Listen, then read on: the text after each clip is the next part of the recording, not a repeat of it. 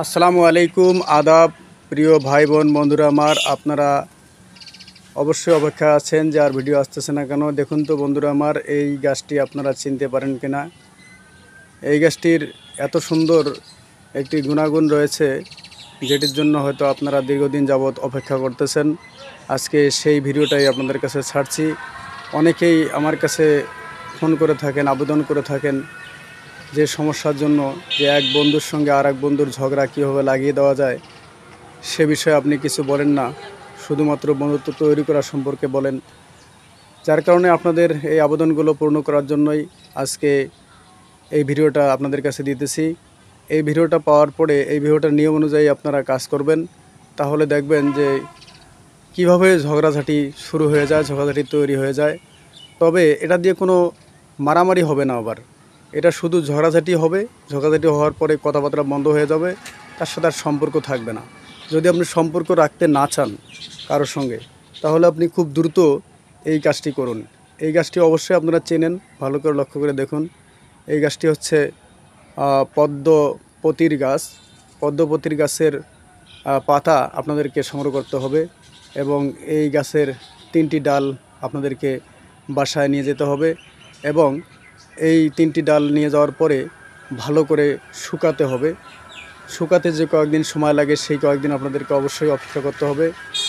শুকানোর পরে আপনারা যে নিয়মটা বলে দেব, এই নিয়ম অনুযায়ী আপনার সেই বন্ধু মহলে ঝগড়াঝাটি লাগান কিংবা শত্রুতা তৈরি করেন, আপনার শ্বশুরবাড়িতে ঝগড়াঝাটি লাগান কিংবা ভাই ভাইয়ের ভেতরে ঝগড়াঝাটি খুব মিল রয়েছে, সেখানে কোনো কারণে হয়তো আপনারা আপনাদের সিদ্ধি উদ্ধার করতে পারতেছেন না, এমনটা যদি হয়, আমরা সেখানেও এই ভিডিওটা এই কাজটা আপনি করতে পারেন, এই নিয়মটা আপনি করতে পারেন।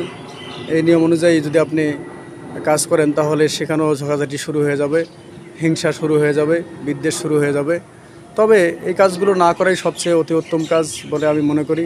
কিন্তু যেহেতু সবসময় আপনারা চান যে ওস্তাদজি আপনি সবসময় শুধু ভালো ভিডিও ছাড়েন, ভালো কাজগুলো করতে বলেন, মা মহব্বতের কাজ করতে বলেন, তো একটা শত্রুতা সৃষ্টি করার একটা ভিডিও আপনি ছাড়েন না কেন? যার কারণে আপনাদের রিকোয়েস্ট রাখার জন্যই, আপনাদের অনুরোধ রাখার জন্যই আজকে আমি এই ভিডিওটা ছাড়তেছি। মেহরবানি করে যদি এতে কোনো প্রতিক্রিয়া তৈরি হয়, তাহলে আমার উপরে কোনো দোষ হবেন না। আমি আগেই আপনাদের কাছ থেকে ক্ষমা চেয়ে নিচ্ছি, যাতে আমার উপরে কোনো ধরনের দোষ ত্রুটি বা বিপদ আমার উপরে না আসে। সম্মানিত বন্ধুগণ, এই ভিডিওটা বা এই ভিডিওতে যে গাছটি দেখা যাচ্ছে, এই গাছটির পাতাগুলো ছিঁড়ে নিয়ে যাওয়ার পর যখন আপনি শুকায় ফেলবেন, শুকায় ফেলার পরে একটা কড়িতে দিয়ে, চুলার উপরে দিয়ে আপনি ভালোভাবে এই পাতাগুলো ভাজবেন। বন্ধুরা আমার, নিয়মটা খুব ভালোভাবে শুনুন।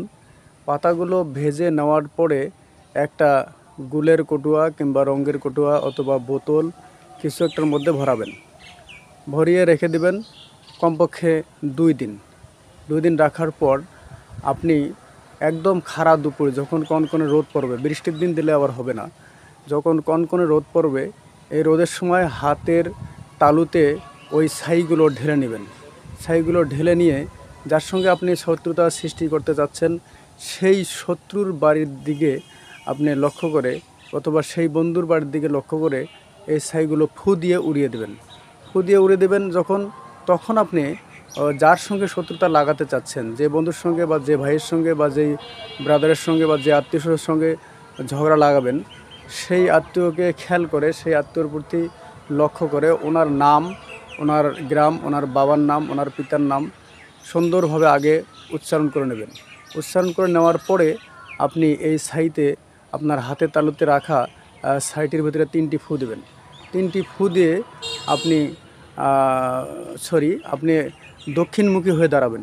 দক্ষিণমুখী হয়ে দাঁড়িয়ে 3টি ফু দেবেন। 3টি ফু দিলে আস্তে আস্তে ফুগুলো দেবেন, আবার একসঙ্গে ফু দিন না, অল্প করে ফু দেবেন। ধীরে ধীরে ফু দিলেই 3টা ফুর ভিতরে সমস্ত ছাইগুলো উড়ে যাবে। যখন ছাইগুলো উড়ে যাবে, উড়ে যাওয়ার পরে আপনি আবার উল্টো দিকে মুখ করে সোজা বাড়ির দিকে চলে আসবেন, যাতে আর কোনো আপনার ওখানে অপেক্ষা করতে না হয়। আপনি দ্রুত বাড়িতে চলে আসবেন। বাড়িতে আসার পরে আপনি শুধুমাত্র অপেক্ষা করবেন এই 1 থেকে 2 দিন, দেখবেন ইনশাআল্লাহ ঝগড়াঝাটি লেগে গেছে। খোদা হাফেজ। আজকে